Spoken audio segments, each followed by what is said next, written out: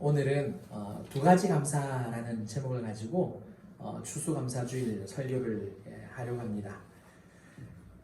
세상의 달력으로는요 1월이 1년의 시작이잖아요, 그죠? 그리고 이제 12월이 마지막입니다. 그런데 교회력이라는 말 혹시 들어보셨습니까? 네. 우리가 그 세상에 말하는 달력은 태양력이고요. 또 우리나라는 또 음력도 있잖아요. 네, 교회가 지키는 교회력도 있어요. 있는데 교회력은 교회 달력은 조금 우리가 생각하는 거하고 다릅니다. 성탄절을 기다리는 그 절기를 이제 대림절이라고 합니다. 대림절이라고 하는데 대강절 또는 강림절이라고도 부릅니다. 성탄절의 4주 전에 시작이 되거든요. 그래서 이 대림절이 1년의 시작 주일이 됩니다. 그러니까 정확하게 말을 하면 이렇게 되는 거예요. 추수감사주일이 1년의 마지막이에요. 그리고 이번 주 토요일이 이제 1년의 마지막이 되고 다음 주일이 이제 대림절 또는 대강절, 강림절이라고 이야기를 하는데 이제 그렇게 1년이 시작이 됩니다. 이게 교회력입니다. 그래서 교회력은요 예수 그리스도의 탄생을 기다리는 대림절로부터 시작을 해서 보통 이제 11월 말이 보통 11월 셋째 주가 추수감사주일로 지키거든요. 그래서 11월 넷째 주 마지막이 이제 첫 시작이 되고 대림절. 그래서 성탄절, 사순절, 종료주일, 부활절, 성령강림절, 맥주감사주일, 추수감사주일 이렇게 교회력이 쭉 진행됩니다. 그런데 우리 교회가 속해 있는 이 합동 측 교단은요 이 모든 절기들을 다 지키지 않습니다. 지키지 않고 또 다 말하지 않습니다. 간단하게 어떤 절기들을 지키느냐? 종료주일, 부활주일, 맥주감사주일, 그리고 추수감사주일, 성탄절 이렇게만 지킵니다. 그러면 오순절 계열, 순복음교회겠죠? 이쪽은 어떻게 하느냐? 체험적인 성령을 많이 강조를 하잖아요.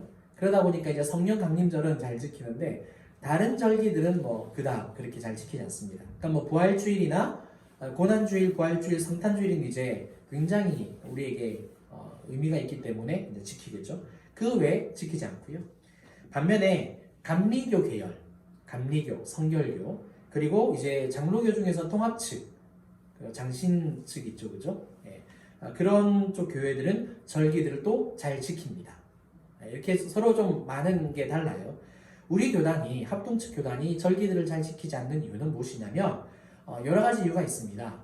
이런 교회력이나 절기를 지키는 데 있어서 우선 정치적인 산물이기 때문에 그렇고요. 왜냐하면 이렇게 전 세계를 봤을 때 절기와 이런 교회력이 조금씩 달라요. 예, 다릅니다. 그리고 또 이런 절기들은 어디에서 비롯되어졌느냐면 카톨릭과 성공회에서 비롯되어졌습니다. 아무래도 이제 형식을 많이 이제 중요하게 여겼죠, 그죠? 그래서 우리 교단은 이런 교회력이나 절기 또 형식보다 뭐 중심인지 아시죠? 예배 중심, 말씀 중심. 그래서 많은 형식을 이렇게 버리게 되어졌습니다. 그리고 또 기독교 방송 이제 뭐 CBS, CTS, 뭐 CGNS 뭐 굉장히 많은 게 있잖아요, 그죠? CGN TV. 기독교 방송에서 사순절 많이 언급을 하지 않습니까? 사순절을 언급을 많이 하는데 우리 교단은 사순절을 지키지 않습니다. 사순절에 대해서도 말을 하지 않아요. 그러니까 카톨릭에서 시작이 됐고요. 애쉬 웬스데이라고 해서 40일 전에 이제 머리에 이마에 죄를 바르거든요. 로만 카톨릭 나라들을 가면 그걸 다 합니다. 카톨릭에서 다 해요. 근데 우리나라는 머리에 이제 뭐 죄는 이마에 죄는 바르지는 않지만 이게 사순절을 뭐 지키자 그러는데 장로님들도 잘 모르시고 강단에서 대표기도 할 때 사순절 이야기 하시는데 아무튼 우리 교단은 사순절에 대해서 언급을 하지 않아요. 정신은 받아들이는 건 좋겠지만 여하튼 교단 차원에서 하지 않는다라고 이야기를 하니까 참고로 알아두시면 되겠습니다. 자, 그러면은요 일반적인 그런 것들을 한번 살펴봤는데 성경은 그러면 절기에 대해서 어떻게 이야기하느냐? 이스라엘 백성들에게 7대 절기를 지키라 라고 말씀을 하세요. 7대 절기, 유월절, 무교절, 그리고 초실절, 칠칠절, 나팔절, 속죄일, 초막절 이렇게 7개 성경이 나와 있습니다. 그러니까 출애굽기, 레위기, 민수기, 신명기에 아주 자세하게 나와 있고요. 그 다음에 구약에도 나와 있고 그 다음에 신약에도 나와 있는데 예수님이 유월절, 뭐 초실절, 맥주절, 그리고 초막절 이렇게 절기들을 통하여서 굉장히 중요한 메시지를 많이 말씀하십니다. 절기를 나중에 공부를 해보면 구약과 신약이 굉장히 많이 연결되고 신기한 해석이 많다라는 것을 우리가 알 수 있는데 나중에 기회가 되면 함께 공부를 하고요. 그 다음에 이제 이 7대 절기가 많다 보니까 중요하게 3대 절기를 말할 때가 많아요. 3대 절기라고 했을 때는요. 6월절, 또 7.7절, 그리고 초막절 이렇게 3개를 말합니다. 다 안 외우셔도 돼요. 그게 있다. 성경에서 보시면 되겠습니다. 자, 여기서 7.7절은 발음하기 참 어려운데 7.7절은요. 맥추절 그리고 오순절 이렇게 부르고요. 초막절은요. 수장절, 장막절 이렇게 부릅니다. 하나의 절기가 이렇게 2개 이상의 이름이 있는 경우가 있지 않습니까? 그죠? 7.7절과 초막절 같은 경우에 왜 이렇게 되어졌느냐? 절기 속에서 이스라엘 백성들이 처음에 살 때 농경, 목축 이게 이제 근본적인 산업이었지 않습니까? 그러니까 농경적인 요소와 또 신학적인 요소, 역사적인 요소가 결합되었기 때문에 절기를 부를 때에 이렇게 2가지, 3가지로 부르게 되어졌습니다. 이스라엘 농부들은요, 1년에 3번 추수를 합니다. 3번. 무교절 6월절이죠, 그죠? 예. 겨울 보리를 이제 거두고요, 묵은 그 누룩을 제거를 해요. 그 다음에 이제 맥추절이 다가오면, 여름 보리와 밀을 이제 거두고요. 그리고 이제 수장절, 초막절이 되게 되면은 올리브와 이제 포도를 이렇게 거두어서 모든 곡식을 그 창고에 다 넣는 그런 날이 되겠습니다. 겨울 보리를 이제 추수하는 무교절이 출애굽이라는 이 역사적 사실하고 결합이 되어가지고 6월절 만들어진 절기가 6월절이에요. 그래서 성경을 보시면 6월절은 하루를 지키고요, 무교절은 7일을 지키게 됩니다. 그러니까 총 8일 동안 연속으로 절기를 지키게 되고요. 그리고 이제 여름 보리와 밀을 거두는 이 맥추절 이게 나오는데, 맥추절은 시내산에서 율법, 계명을 받은 것을 기념하여서 이제 7.7절을 지키게 됩니다. 나중에 이게 신약에서 성령님이 강림을 하시는 날이 돼요. 그래서 신약에서 오순절로 불리게 돼요. 예. 그리고 성령 강림절도 그렇게 이야기를 하고요. 자, 그리고 마지막 이제 수장절은요, 마지막 추수와 모든 소산을 이제 다 저장을 하고 난 다음에 축하하거든요. 그러니까 어쩌면은 우리나라의 추석이나 또 이제 추수감사와 같은 절기가 돼요.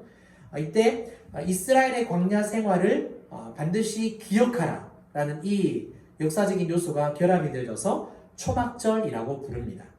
자, 오늘 우리는 이제 추수감사절을 지키는 가운데 있지 않습니까? 이 추수감사절이 바로 성경에서 말하는 수장절, 장막절, 초막절에 해당이 되겠습니다.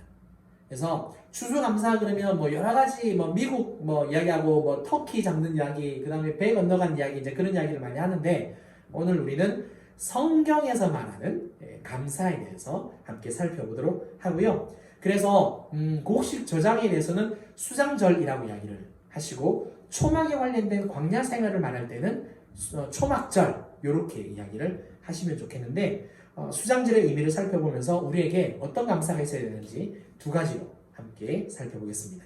먼저 우리가 어떤 감사를 해야 되느냐, 삶에 필요한 모든 것을 주신 것에 대해서 감사를 해야 됩니다.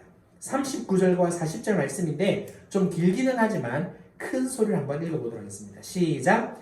너희가 토지 소산 거두기를 마치거든 7째 달 15날부터 1해 동안 여호와의 절기를 지키되 첫날에도 안식하고 8째 날에도 안식할 것이요, 첫날에는 너희가 아름다운 나무 실과와 종려나무 가지와 무성한 나무 가지와 시내벌을 취하여 너희의 하나님 여호와 앞에서 1해 동안 즐거워할 것이라. 아멘. 자, 수장절은 제일 맨 처음 보시면 그 39절을 보시면 토지 소산을 거두기를 마치거든 이라고 나오죠. 모든 토지 소산을 거두고 마치는 날이 되겠습니다. 즉 한 해의 마지막 추수가 완전히 끝나는 날이 되겠죠. 그래서 7일 동안 여호와의 절기를 지키고요, 또 안식을 누리는 가운데서 즐거워하라 이렇게 이야기를 하고 있습니다. 사실 여기 계시는 분들 중에 농사하시는 분, 물론 과수원에 일하러 가시는 일들도 진주를 보니까 배농사랑 이렇게 여러 가지 많더라고요. 뭐 일들을 하기는 하지만 농사를 짓는 분은 안 계시죠, 그죠? 예. 대신에 다양한 환경에서 우리가 다양한 직업을 가지고 현재 살아가고 있습니다. 따라서 우리가 농사가 아니더라도 현재 우리의 지금 실정에 맞춰서 한 해 동안 하나님께서 우리에게 일할 수 있는 은혜를 주시고 또 그 일을 통해서 얻은 소득을 가지고 하나님께 감사할 수 있다는 거고요. 또 뿐만 아니라 크고 작은 일들이 굉장히 많이 있었지 않습니까? 그런데 한 해를 잘 마무리한 것에 대해서 감사하는 겁니다. 그리고 또 삶을 살아가면서 일을 할 수 있고 가정을 꾸려나갈 수 있었던 건강을 주신 것에 대해서 우리가 감사할 수 있겠죠. 그죠? 우리가 이렇게 감사할 수 있는 이유가 무엇이냐? 하나님께서 모든 것을 주관하시고 베풀어 주시기 때문이라는 사실입니다. 물론 우리는 새벽부터 밤 늦은 시간까지 일합니다. 때로는 쉬는 날에도 일하잖아요. 그죠? 예. 전업주부는 쉬는 날이 없잖아요. 설교 준비하다 생각을 해보니까 전업주부도 일을 하는데 쉬는 날이 없네? 잘해야겠다. 그런 생각을 해봤습니다. 예, 매일 설교 준비하고 이렇게 잘 안 돼서 집안일 잘 못 도와주기는 하지만 잘해야겠다라는 생각을 또 한 번 더 해봤습니다. 자, 생각해보면 내가 열심히 일해서 이만큼 벌고 또 그렇게 모은 것이다라고 우리가 생각을 할 수 있잖아요. 그죠? 우리가 땀 흘려서 일을 했기 때문에 지금의 내가 있는지 모르겠습니다. 하지만 우리가 잘 알다시피 우리의 이 모든 것들은 사실 다 누구의 것이다? 네, 내 것이 아니라 하나님의 것이다 라는 거죠. 내가 소유하고 있는 것이기는 하지만 진짜 소유주는 하나님이시다 라는 것을 우리가 성경을 통해서 알 수 있습니다. 만약에 지금 내가 가지고 있는 이 모든 것들, 쌓아 올려놓은 이 모든 것들을 다 내 것이다 라고 생각을 한다면 여러분들이 아마 그 자녀들에 대해서 이렇게 잘 교육을 시키셨고 또 누구 그 남부럽지 않게 잘 키워 놓으셨을 겁니다. 자녀들에 대해서 되게 자랑스러우시죠, 그죠? 근데 그 자녀들에 대해서도 내 것이다 라고 생각을 하시면 안 된다는 거죠. 성경은 다 하나님께서 우리에게 주셨다는 겁니다. 만약에 내가 가지고 있는 그 모든 것들을 내 것이다 라고 우리가 마음 먹고 또 그렇게 삶을 살아가면 그 생각과 마음 속에는 뭐가 있느냐? 탐심이 숨어 있다는 겁니다. 물론 하나님께서 우리에게 주신 분복이라는 게 있습니다. 들어보셨죠? 분복. 분복이라는 게 있어요. 전도서, 잠언과 전도서 읽어보면 이 단어가 나오는데 분복이라는 것은 뭘 말하냐면 내가 수고하여서 얻은 복이 분복이에요. 내가 일한 만큼 얻고 누릴 수 있는 게 분복입니다. 하나님께서 기본적으로 이 분복을 다 주셨어요. 다 주셨습니다. 하지만 이 분복조차 큰 개념에서 본다면 그것도 누가 주신 겁니까? 하나님이 허락해서 주셨죠. 그죠? 그렇기 때문에 우리가 가진 것들에 대해서 다 내 것이다 라고 말을 할 수가 없는 겁니다. 만약에 내 것이다 라는 그런 마음이 있으면 탐심이라는 것을 꼭 기억하셨으면 좋겠습니다. 누가복음 12장을 보시면 그 부자 비유가 나와요. 부자 비유가 나오는데 이 한 부자가 밭에 그 소출이 많아지다 보니까 어떤 생각을 가지게 되었느냐? 곡간을 헐고 더 크고 좋은 곡간을 지어서 모든 곡식과 모든 물건을 다 거기에 쌓아두겠다. 그런 생각을, 그런 마음을 가집니다. 그러면서 자기 자신에게 어떤 말을 하느냐? 다 아시죠? 내 영혼아, 여러 해 쓸 물건을 많이 쌓아두었으니 평안히 쉬고 먹고 마시고 즐거워하자. 자기 자신에게 그런 이야기를 하는 거예요. 그러자 하나님이 어떤 말씀을 하시느냐? 하나님이 이르시되 어리석은 자여 오늘 밤에 내 영혼을 도로 찾으리니 그러면 내 준비한 것이 누구의 것이 되겠느냐? 이렇게 말씀하신다는 겁니다. 그러니까 이거는 부자 비유이기는 하지만 지금 우리에게도 적용이 된다는 거예요. 내가 정말 땀 흘려서 수고했는데 이게 다 내 거다! 라고 말을 한다면 그런 생각을 가지고 있으면 하나님이 어리석은 자라고 우리에게 말씀하신다는 거죠. 그렇죠? 그래서 예수님이 어떤 말씀을 하셨느냐면요. 삶과 모든 탐심을 물리치라. 사람의 생명이 그 소유에 넉넉한 데 있지 않다라고 말씀하십니다. 그러니까 사람의 생명이 훨씬 더 중요한데 그렇게 수고한 것을 가지고 그것을 가지고 어떻게 생명보다 더 중요하게 여길 수 있느냐라는 것을 우리에게 가르쳐주고 있죠. 그래서 탐심을 물리쳐야 한다라고 우리에게 가르쳐줍니다. 우리는 항상 기도 가운데요. 하나님께 은혜를 베풀어 달라. 항상 그런 기도를 합니다. 그렇죠? 저도 그런 기도를 많이 해요. 우리에게 은혜가 필요합니다. 왜냐하면 우리가 앞서 찬양을 했듯이 은혜가 없으면 살 수 없잖아요. 모든 것이 하나님의 은혜고 나의 나된 것이 하나님의 은혜이지 않겠습니까? 그런데 우리가 조금만 더 깊게 생각을 해보면 우리에게 부족한 게 있다라는 거죠. 그게 뭐냐? 우리를 향하신 하나님의 은혜가 아니라 하나님께 드려야 할 감사가 부족하다라는 겁니다. 하루 동안 우리는 많은 생각을 하고요. 또 엄청난 말을 쏟아냅니다. 또 많은 감정을 느끼고요. 그런데 한번 돌아보셨으면 좋겠어요. 하루라는 그 시간 속에서 얼마나 하나님께 감사하는지. 나에 대해서 굉장히 많은 말을 하죠. 삶을 살아가면서 세상에 대한 굉장히 많은 이야기를 하지만 하나님 앞에 감사하는 제목이나 말이나 내용들이나 그런 감정들은 정말 손에 꼽을 만큼 적다라는 것을 우리가 생각해 볼 수 있습니다. 그럼에도 기도할 때는 뭐라고 고백한다고요? 은혜를 베풀어 달라고 하는 기도가 훨씬 더 많다라는 거죠. 그래서 정말 기도를 많이 바꿔보셨으면 좋겠습니다.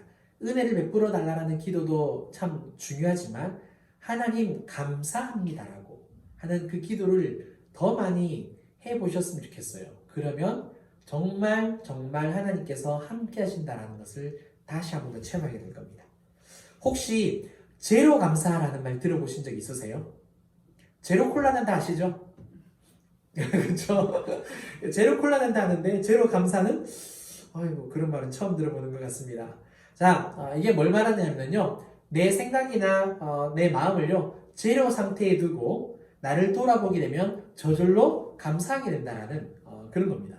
그러니까 모든 것을 다 0으로 맞춘다라는 거예요. 밤에 우리가 잠자리에 들 때 하나님 내 생명을 하나님께 내어 맡깁니다.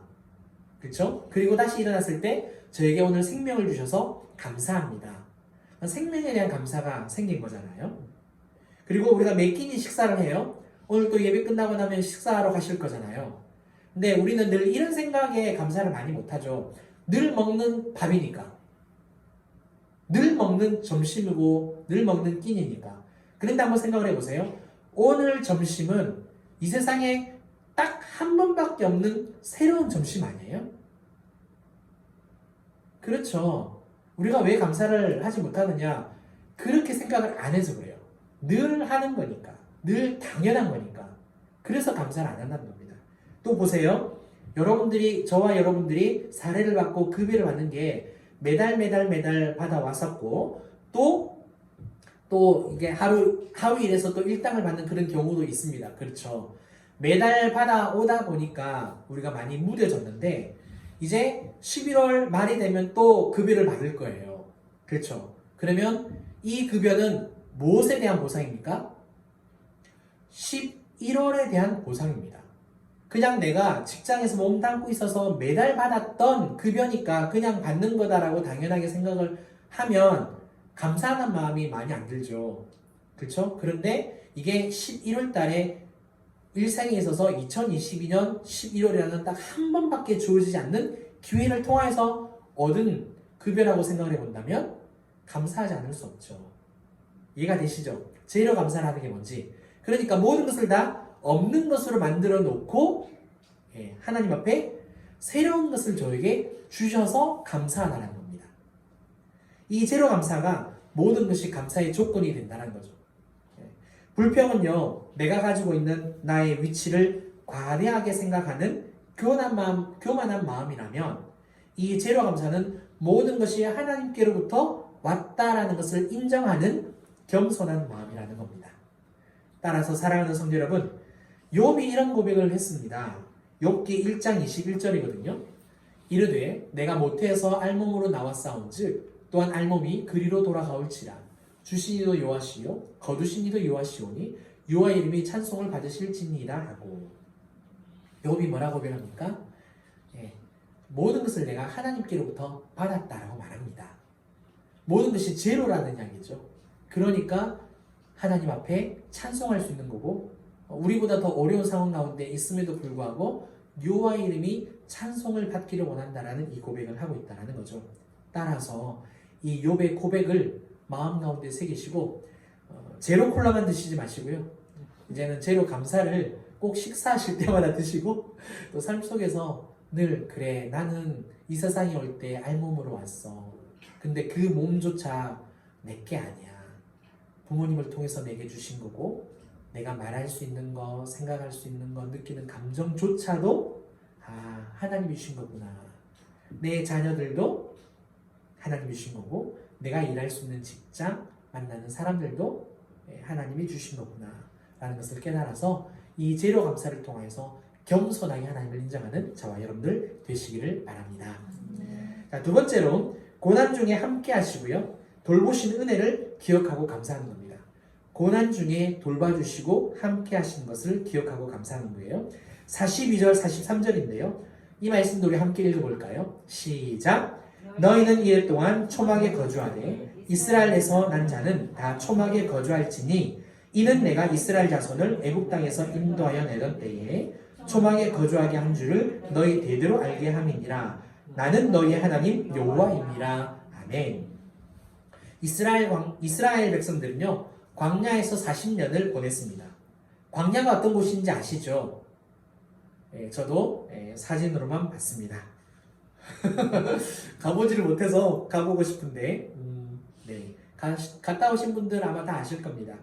사람이 살 수 없는 곳이죠, 그죠? 갔다 오신 분들 이야기를 들어보니까 그렇게 더울 수가 없고 그 다음에 모래 사막 같은 경우에는 발이 푹푹 빠지니까 그렇게 걷는 게 힘들었다라고 말씀을 하시더라고요. 그런데 이스라엘 백성들은요 광야에서 40년을 살았습니다. 그리고 요단강을 건너서 가나안 땅으로 들어갔어요.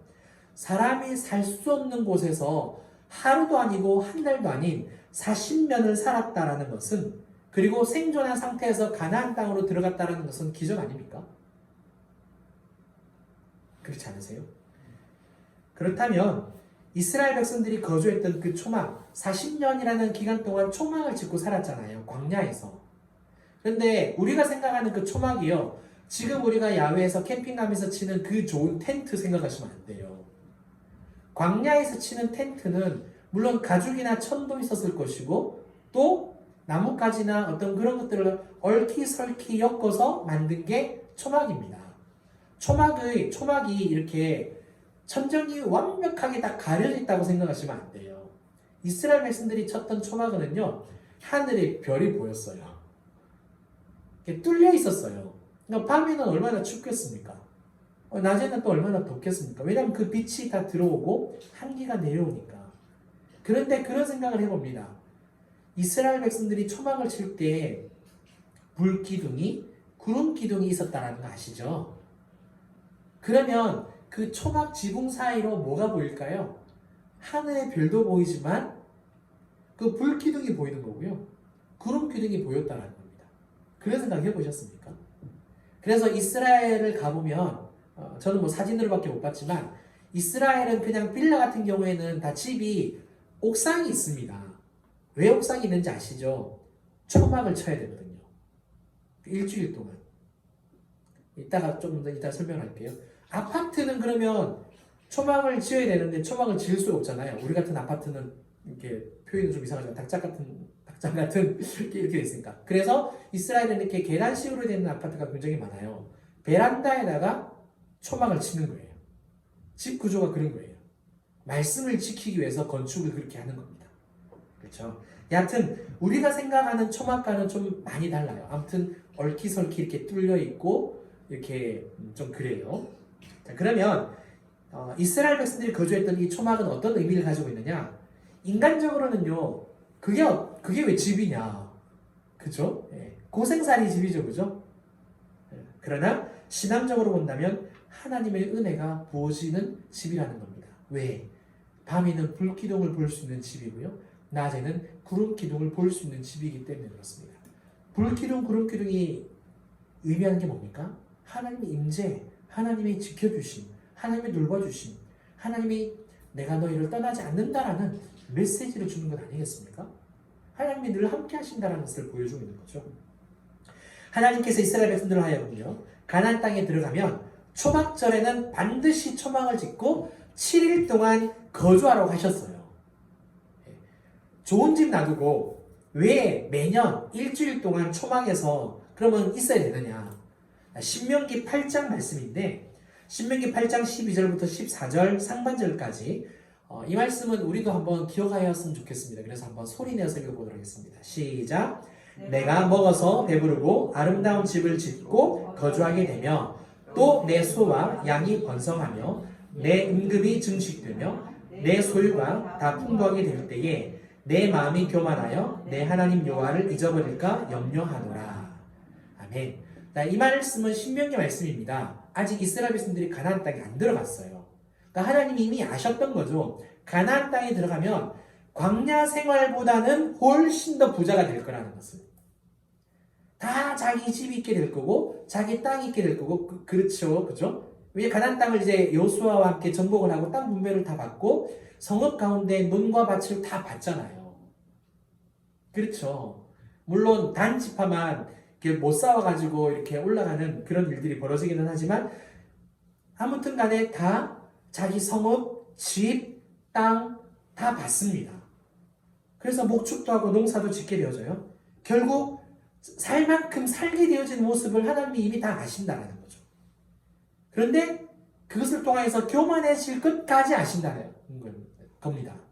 그러니까 이스라엘이 교만해지는 것을 막고요. 하나님께서 자기 백성을 어떻게 돌보셨는지를 기억하면서 하나님만 섬기게 하려고 이렇게 1년에 한 번씩 반드시 일주일 동안 초막에서 살아라 이 말씀을 하고 있다는 거죠. 우리 속담에 개구리 올챙이 적 생각 못한다 라는 말이 있습니다. 자신이 어렵게 지냈던 그 시절을 생각하지 못하고요. 자신과 비슷한 처지를 가진 이를 업신여긴다라는 그런 뜻이죠. 그죠? 그리고 우리가 이렇게 잘 감명 깊게 읽었던 그 어린 왕자 책 다 읽어보셨죠? 그죠? 거기에 이런 구절 나오잖아요. 어른들은 누구나 처음엔 어린이였다. 그러나 그것을 기억하는 어른은 별로 없다. 이 이야기를 제가 하는 이유가 있습니다. 우리의 본성이 옛것을 옛날을 잘 기억하지 못해요. 축복을 받으면요, 그 축복받은 자리에서 안주하게 되고요, 타락하게 된다는 것을 우리가 보죠. 그런 존재가 바로 우리라는 사실입니다. 하나님은 죄성이 가득한 우리를 보시고 우리를 너무나도 잘 아셨기 때문에 그렇게 번거로운 수고를 하더라도 초막을 반드시 지어서 일주일 동안 생활을 하라는 거예요. 밤에 추울 거 아니겠습니까? 그렇죠? 이제 사실 이제 이스라엘은 이때 초막지를 지으면 빗방울이 떨어진대요. 건기에서 우기로 넘어간대요.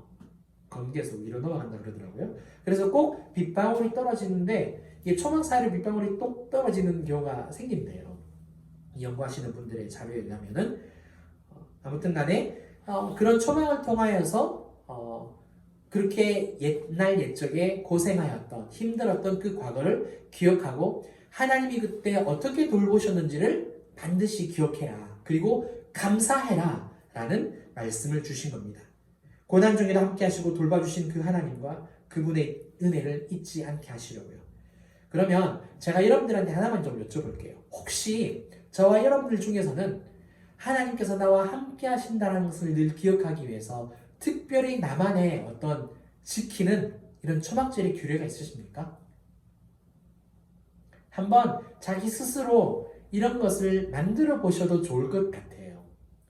물론 좀 형식적이기는 하지만 그래도 이스라엘 백성들은 지금도 초막절을 짓고 이렇게 일주일 동안 지키거든요.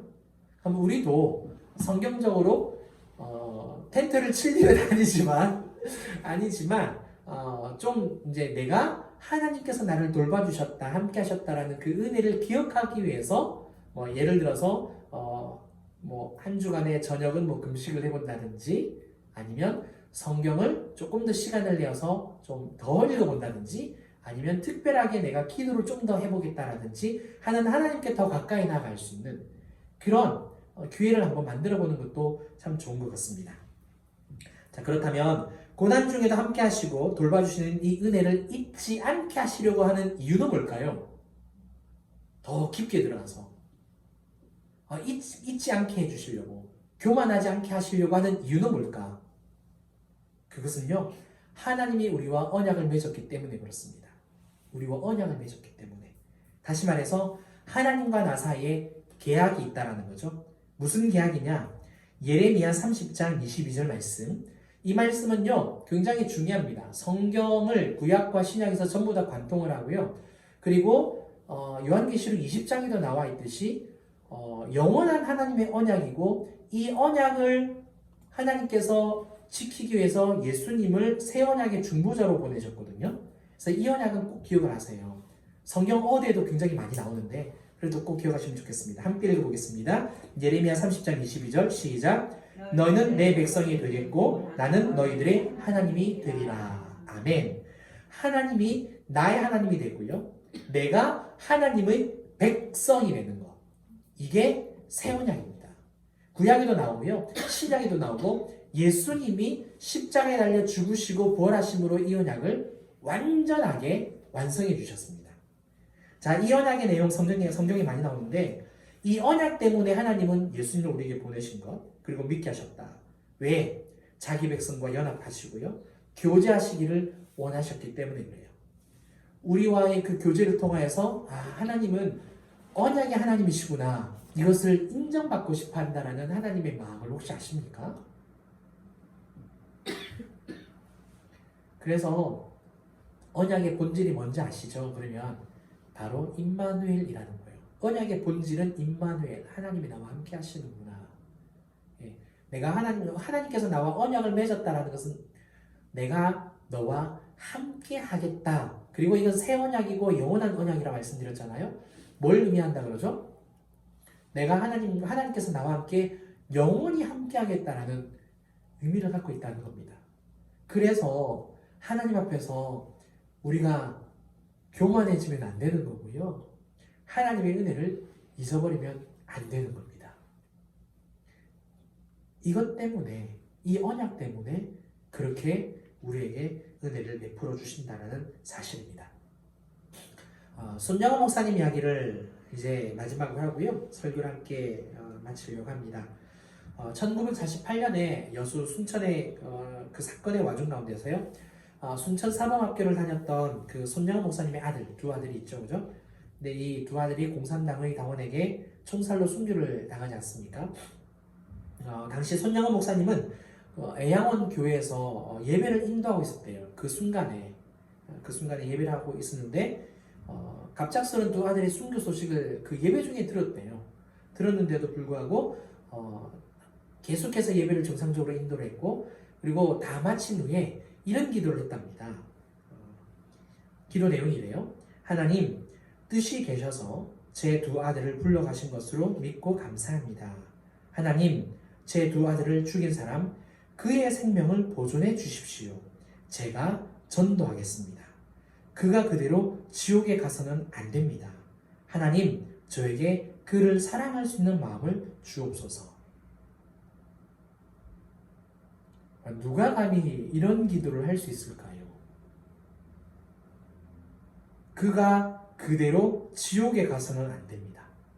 하나님, 저에게 그를 사랑할 수 있는 마음을 주옵소서. 제가 전도하겠습니다. 누가 이런 마음을 가질 수 있을까? 두 아들의 장례식에서 손정은 목사님은요, 그 다음에 이런 말을 해요. 장례식을 치르는 가운데서 제가 이 시간에 무슨 답사를 하고 무슨 인사를 하겠습니까마는 그래도 하나님 앞에 감사하는 마음이 있어서 몇 말씀 드립니다. 그러면서 이제 10가지 감사를 해요. 제가 쭉 읽어드릴게요. 첫째, 나 같은 죄인의 혈통에서 순교의 자식들이 나오게 하셨으니 하나님 감사합니다. 둘째, 허다한 많은 성도들 중에 어찌 이런 보배들을 주께서 하필 내게 맡겨주셨는지 그 점 또한 주님 감사합니다. 셋째, 삼남 삼녀 중에서도 가장 아름다운 두 아들 장자와 차자를 바치게 된 나의 축복을 하나님 감사합니다. 넷째, 한 아들의 순교도 귀하다 하거늘 하물며 두 아들의 순교일이요 하나님 감사합니다. 다섯째, 예수 믿다가 누워 죽는 것도 큰 복이라 하거늘 하물며 전도하다 총살 순교 당함이리요 하나님 감사합니다.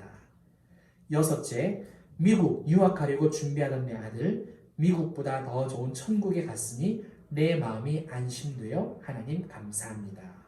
일곱째, 나의 사랑하는 두 아들을 총살한 원수를 회개시켜 내 아들 삼고자 하는 사랑의 마음을 주신 하나님 감사합니다. 그러니까 이미 그 마음에 사랑의 마음이 들어왔다는 거예요.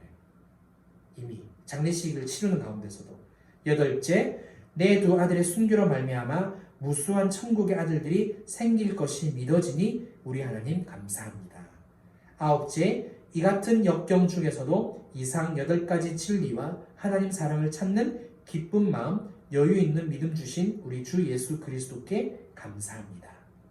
10번째, 이렇듯 과분한 축복 누리게 되는 것을 감사합니다. 이렇게 감사를 드렸답니다. 그리고요, 장례식 후에 PPT 한번 띄워주실래요? 하나님 앞에 감사헌금 1만 원을 봉헌했습니다. 당시 손양원 목사님의 한 달 사례비가 얼마냐면요, 80원이요. 80원. 근데 이 봉투에 1만 원을 넣었대요. 당시에 1만 원이면 엄청난 거금이죠, 그죠? 네, 그렇죠. 제가 찾아봤어요. 이게 어떤 돈이었을까? 어떤 분은 뭐 전재산이었다 이제 그러는데, 목사님 가족의 문 전재산이 1만 원이면 되겠습니까, 그죠? 목회자가. 네. 찾아보니까요, 이렇더라고요. 네, 두 아들이 이제 미국 유학을 준비를 했었잖아요. 그러니까 이제 친척들하고 지인들이 이렇게 십시일반으로 유학 준비 그 금을 이렇게 준비를 했더라고요. 그 돈이 한 1만 원 정도. 그러니까 제가 이 계산을 해봤더니만 손정원 목사님의 한 달 사례비가 80원이니까 그냥 12개월 하면 이제 960원 되거든요. 1,000원 잡고 10년 이제 그냥 꼬박 받아야 이 돈이 되는 거죠, 그죠? 아무튼 이렇게 유학 자금이었는데 손정원 목사님은 두 아들 순교와 함께 10가지 감사와 함께 이렇게 유학 자금도 헌금으로 다 올려드린 그러한 일이 우리에게 전해지고 있습니다. 사랑하는 성도 여러분, 손영호 목사님이 고난 중에 이렇게 감사하며 엄청난 금액의 또 감사 헌금을 드릴 수 있었던 이유가 무엇이냐? 자신과 온 가족을 구원하신 분이 누구시다? 하나님이다 라는 것을 알았고 깨달았기 때문에 그렇습니다. 우리 역시 고난 중에도 많은 고난 지금까지 겪고 왔지 않습니까? 그죠? 그런데 돌아보시면 그 모든 순간순간마다 하나님이 함께 하셨다는 것을 우리가 알 수 있죠. 그죠? 그래서 그 하나님의 은혜를 절대 잊지 마시고 하나님을 항상 감사함을 통해서 드러내는 저와 여러분들 되시기를 주님의 이름으로 축원합니다. 함께 우리 찬양하시고요. 기도하며 또 예배를 마치도록 하겠습니다. 우리 감사라는 찬양 드리도록 하겠습니다.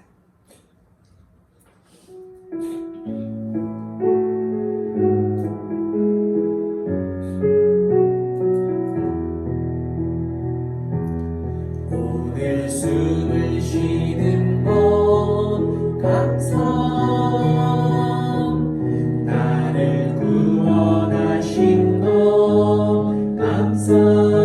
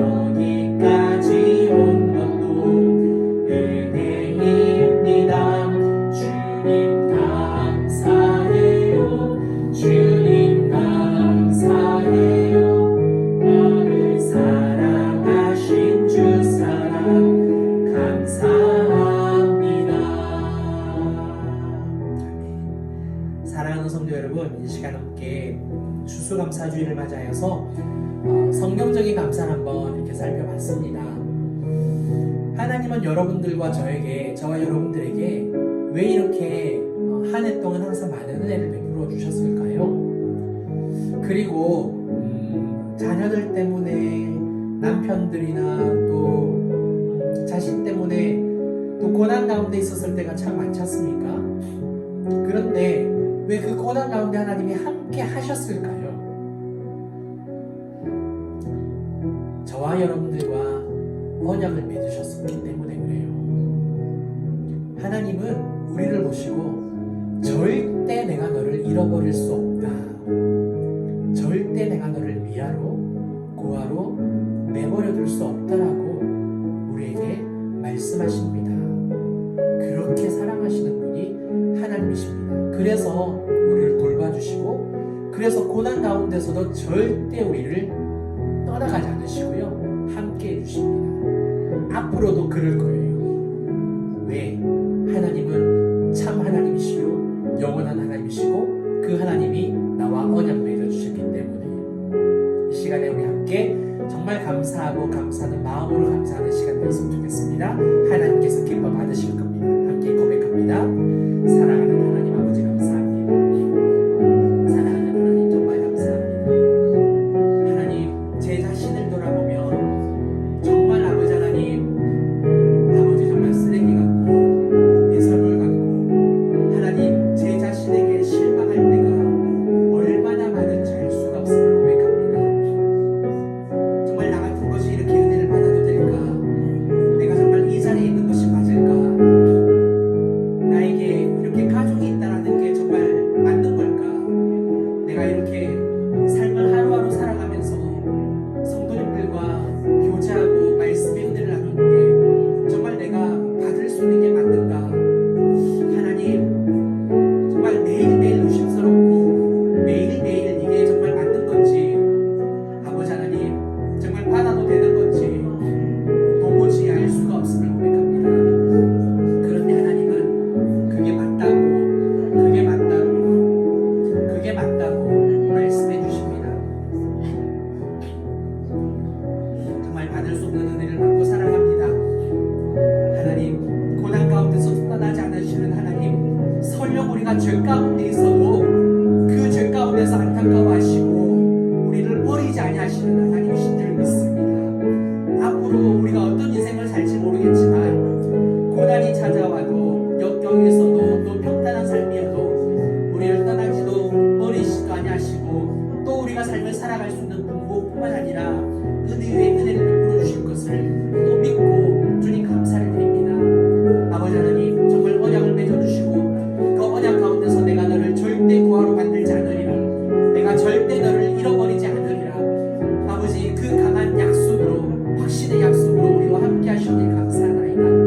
이 언약 가운데서 우리도 하나님만 바라보며 온전히 감사하는 삶으로 나갈 수 있게 축복하여 주시옵소서. 사랑하는 하나님 아버지 감사합니다. 우리가 과연 정말 무엇이건데 우리를 그렇게 생각하시고 또 돌봐주시는지요. 하나님, 우리가 지금 이 삶을 살아가는 이 생명조차 삶조차 하나님 내 것이 아닌 것을 고백합니다. 다 하나님의 것인 것을 하나님 고백하며 인정하오니 하나님 모든 영광 받아 주시옵소서. 지금까지 살게 해주신 은혜 감사하고 올 한 해에 정말 많은 은혜를 베풀어 주셔서 감사합니다. 우리에게 부족한 것은 은혜가 아니라 감사인 줄 다시 한 번 더 깨닫사오니 감사하지 못한 것 더욱더 회개하고 하나님 앞으로는 더 많은 감사로 나아갈 수 있는 우리 진주빛교회 모든 성도님들 되도록, 가정이 되도록 하나님 축복하여 주시옵소서.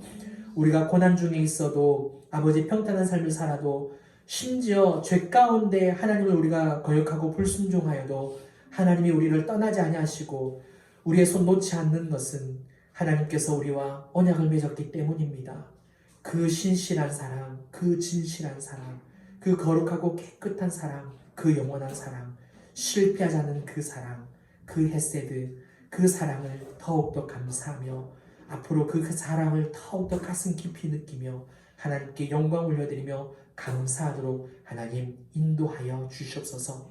이 모든 것을 감사드리오며 지금은 우리 주 예수 그리스도의 은혜와 크신 하나님의 사랑과 성령님의 감화감동, 교통 충만하심이 하나님 앞에 더 많은 감사로 올려드리기로 결단하는 사랑하는 우리 모든 성도님들과 각 가정 또 모든 일터와 우리 진주빛 교회 이 나라 이 민족 위에 이제부터 영원토록 함께 있을지어다. 아멘.